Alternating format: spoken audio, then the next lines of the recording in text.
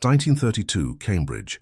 A revelation that was kept from humanity for nearly a century has emerged from the dust-covered archives of Princeton University, an interview so controversial, so profound, that the scientific community deemed it too disruptive for public consumption. In it, Albert Einstein, the most brilliant mind of modern times, shares what he discovered about the greatest mystery of all: what truly happens after we die. What I am about to tell you contradicts everything modern science claims to know, Einstein whispers in the opening frames of this remarkable footage. His eyes, usually twinkling with curiosity, now bear the weight of a man about to unburden himself of a secret carried too long. The recently uncovered Des Essais Millimetros film shows a different Einstein than the one immortalized in history books. His wild hair is more tamed, his eyes more piercing, and his demeanor unusually somber. The office around him is cluttered with papers, books stacked precariously on every surface, and a blackboard covered in equations that would revolutionize physics if they had ever been published. The interviewer, Dr. Richard Westmore, a now-forgotten quantum physicist whose own groundbreaking work was overshadowed by the Manhattan Project, begins with casual questions about Einstein's unified field theory, but the conversation quickly veers into forbidden territory. "I have always wanted to ask you, Professor," Westmore says, leaning forward in his chair, the leather creaking beneath him, "does your understanding of the universe give you any insight into what might await us beyond death?" The camera captures Einstein's pause, a full 7 seconds of contemplation before he decides to answer. The clock on the wall ticks loudly in the silence, each second stretching into eternity, much like the subject they are about to discuss. "Most people would expect me to dismiss such questions as unscientific speculation," Einstein replies, his German accent more pronounced than in his public addresses, his voice carrying the slight tremor of age that had begun to affect him. "But that would be dishonest of me." The genius adjusts his cardigan, fingers working methodically over the buttons, a habit he developed when contemplating difficult problems. He looks directly into the camera, as if he knows future generations will one day witness this confession.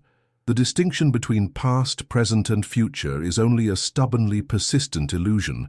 Similarly, the boundary between life and death may be another illusion, one we have never properly examined with the tools of modern physics. The interviewer shifts uncomfortably as Einstein continues, the wooden chair beneath him protesting with a creak that punctuates the gravity of the moment. "What we call death appears to be an end only from our limited perspective. My equations suggest something quite different, something so profound that it has kept me awake for countless nights."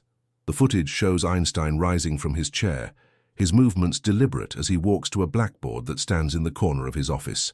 Sunlight streams through the window, illuminating dust particles that dance in the air around him, giving the scene an almost ethereal quality. With chalk in hand, he sketches out equations that blend his theory of relativity with what appears to be early quantum mechanics. The camera zooms in as his hand moves confidently across the board, the soft scratching of chalk against slate, creating a rhythmic backdrop to his words. "Energy cannot be created or destroyed, only transformed," he explains, underlining a particular formula with such emphasis that the chalk breaks, sending tiny fragments cascading to the floor.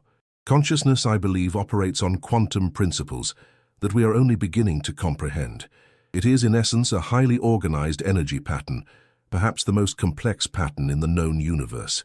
The camera zooms in on Einstein's face as he adds, "And energy patterns do not simply vanish into nothingness. That would violate the most fundamental laws of physics." Dr. Westmore challenges him, his voice carrying the skepticism of a scientist trained to question everything. "But surely you are not suggesting that our personalities, our memories, our very identities continue after biological death? That would contradict everything we understand about the brain and its functions." Einstein takes a deep breath before responding, his chest rising and falling visibly with the weight of what he is about to reveal. "I am suggesting that your question contains a fundamental misunderstanding of what we truly are." He points to his equation again, tapping the board with his finger, leaving tiny white fingerprints alongside the symbols. "We perceive ourselves as isolated entities moving through time and space, but the mathematics tells a different story. We are persistent patterns in the fabric of space-time itself, and such patterns have properties that transcend conventional understanding of life and death. The brain does not generate consciousness, any more than a radio generates the music it plays. It is a receiver, exquisitely tuned to capture and translate a small bandwidth of a much larger reality. The film shows Einstein returning to his seat, sinking into it with the weariness of someone who has carried a profound truth silently for decades. His expression is both troubled and illuminated, like someone caught between worlds. Shortly after Michelson and Morley disproved the existence of the luminiferous ether, "I had a dream," he confides, his voice dropping to almost a whisper, forcing Dr. Westmore to lean in closer. "I saw myself outside of time, observing all moments simultaneously, my birth, my discoveries, my failures, my death. Yet I was still me, still conscious, still existing. Not as the Einstein you see before you, but as something both more and less defined." He pauses to light his pipe, his hands trembling slightly with age, the flame briefly illuminating his thoughtful face in the dimming afternoon light. "I later realized this was not merely a dream, but an intuitive understanding of what my equations were telling me about the nature of consciousness. The mathematics pointed to this conclusion long before my mind was ready to accept it." The interviewer shifts forward, his curiosity evidently overcoming his scientific reservations. "What exactly did you see in this experience? Could you describe the state you observed beyond our physical existence?" Einstein's eyes grow distant, as if looking through the camera to something beyond. "It would be like describing color to someone who has been blind from birth. Our language evolved to describe physical experiences, not transcendent ones. But I will try." He takes a deep breath, the smoke from his pipe creating languid patterns in the air between them. "Imagine every moment of time existing simultaneously, like pages in a book. Now imagine being able to perceive all pages at once, while still being able to focus on individual pages when desired. Death, in this analogy, is simply the end of one particularly compelling story within an infinite library." The reader continues, even as the specific narrative concludes. Dr. Westmore's voice trembles slightly as he asks, "Are you saying that your scientific work proves an afterlife? That would contradict everything modern materialism stands for." Einstein's response is measured, his hands coming together in front of him, fingers forming a steeple as he considers his words carefully. "I would never claim proof of such things. That would be unscientific. But I can tell you that nothing in physics suggests consciousness ends. Quite the contrary." He rises again, drawn back to the blackboard, as if pulled by the gravity of his own thoughts. He sketches another equation, this one more complex than the last, symbols flowing from his chalk with practiced precision. "These formulations indicate that information cannot be lost. It is a fundamental law.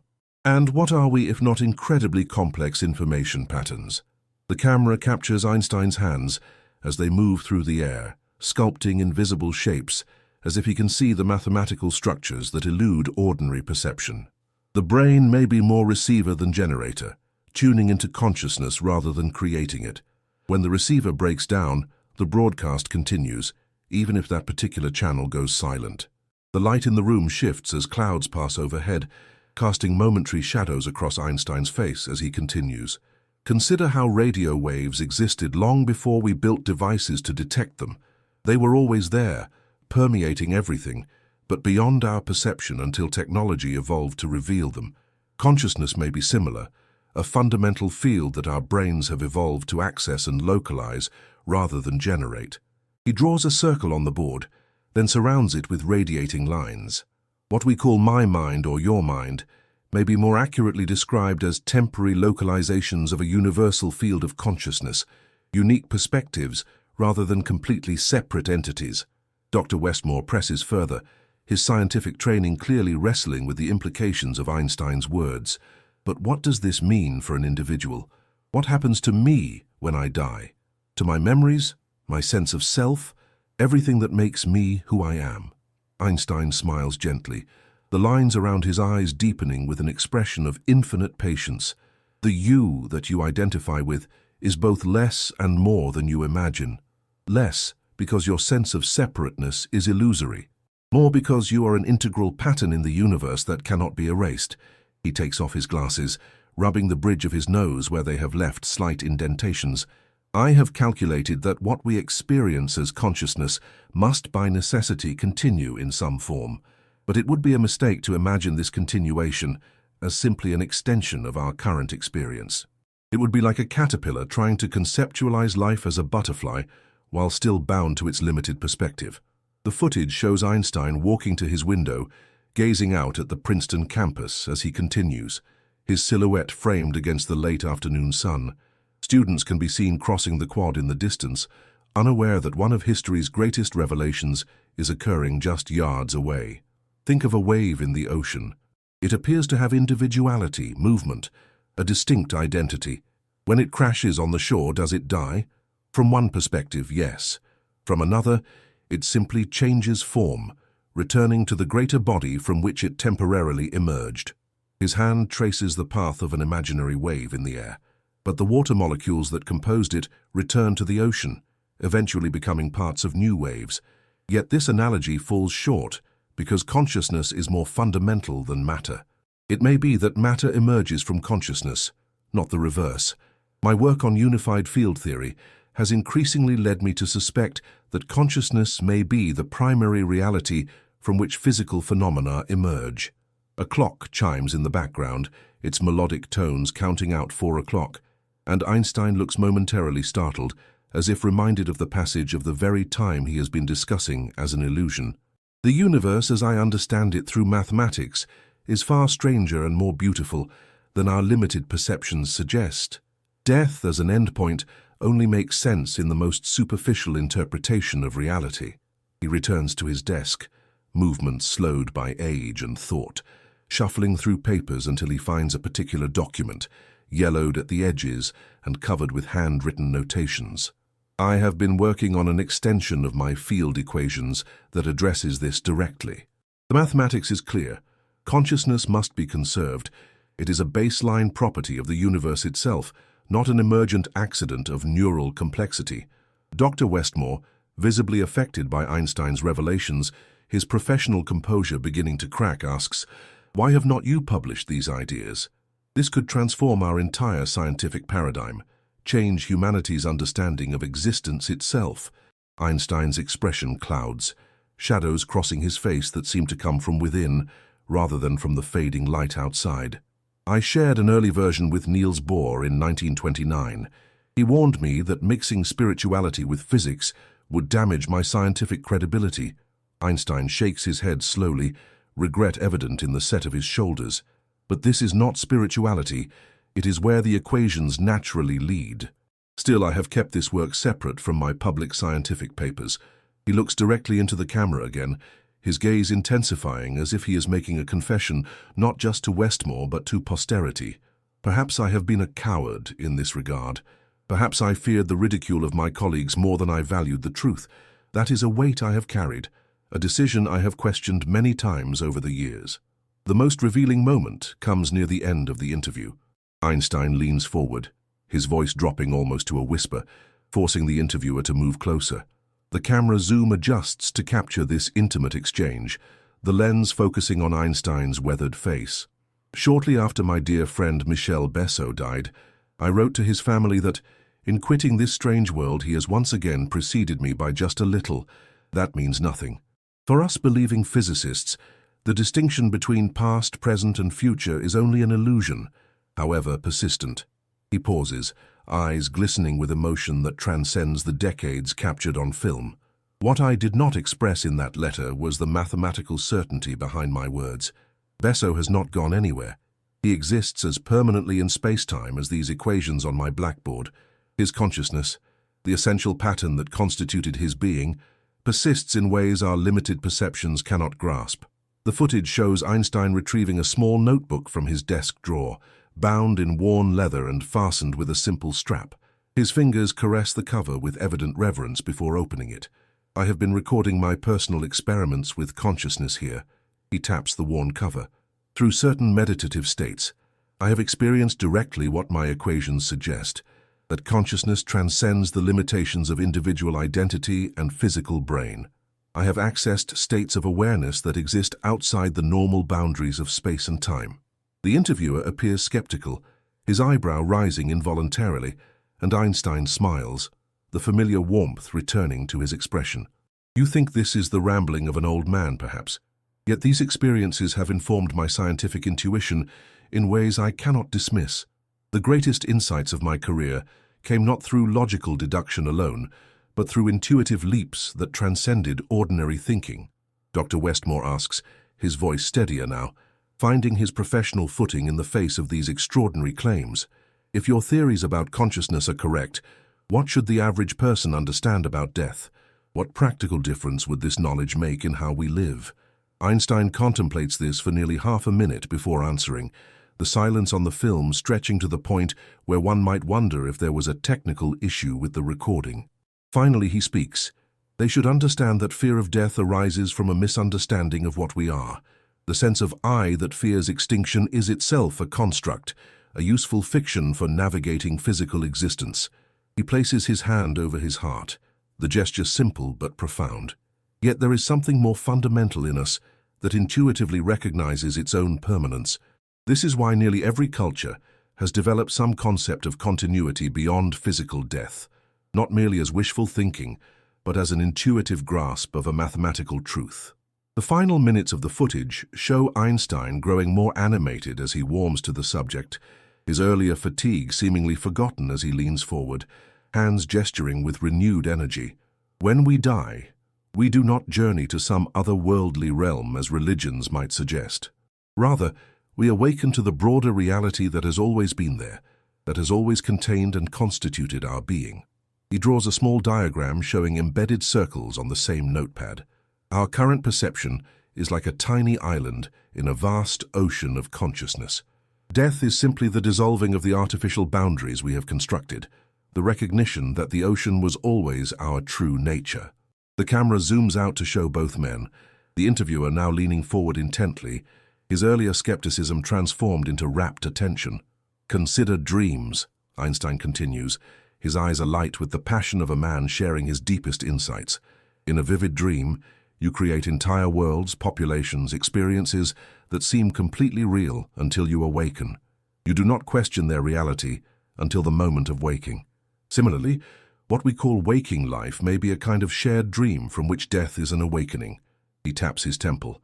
The brain limits and filters consciousness to create the specific experience of being human.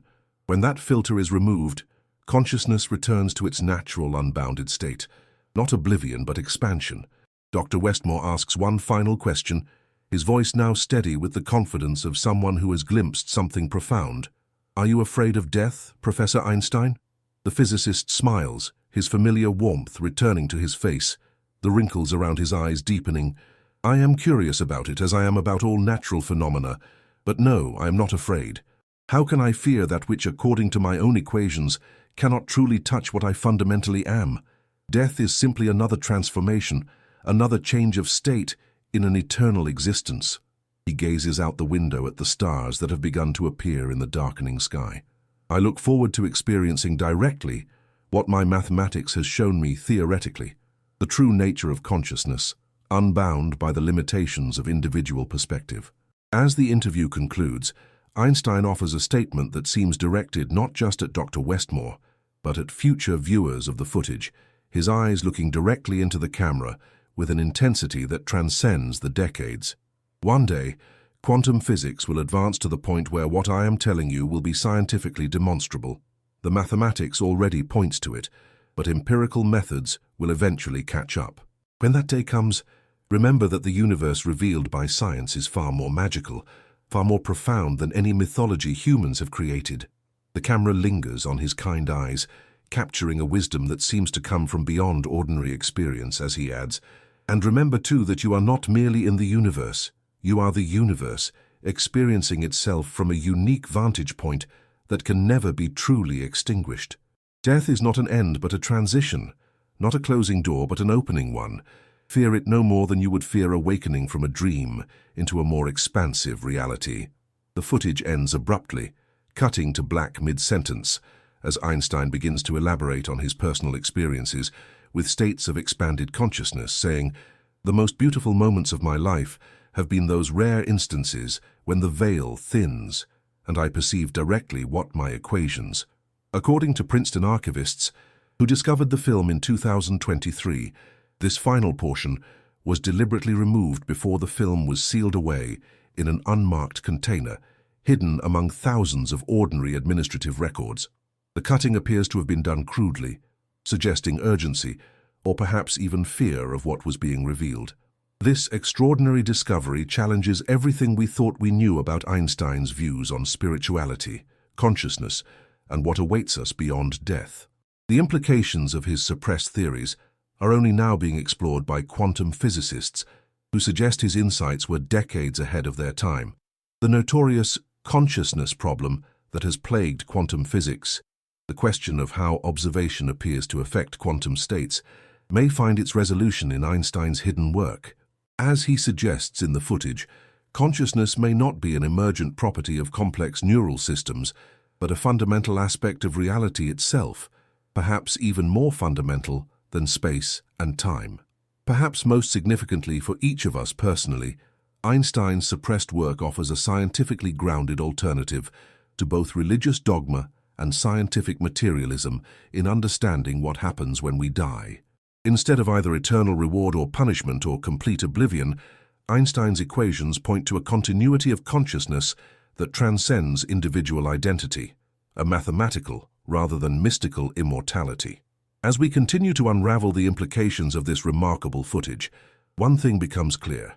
The distinction between the scientific genius and the spiritual seeker may be yet another stubbornly persistent illusion that Einstein himself transcended in ways we are only beginning to understand. If you found this revelation as mind-expanding as I did, please share it with someone who needs to hear it. Comment below with your thoughts. And remember, as Einstein himself might say, the most beautiful experience we can have is the mysterious. The truth awaits those with the courage to look beyond the boundaries of conventional thinking, just as Einstein did nearly a century ago in a quiet office at Princeton, where he revealed what may be his greatest discovery of all.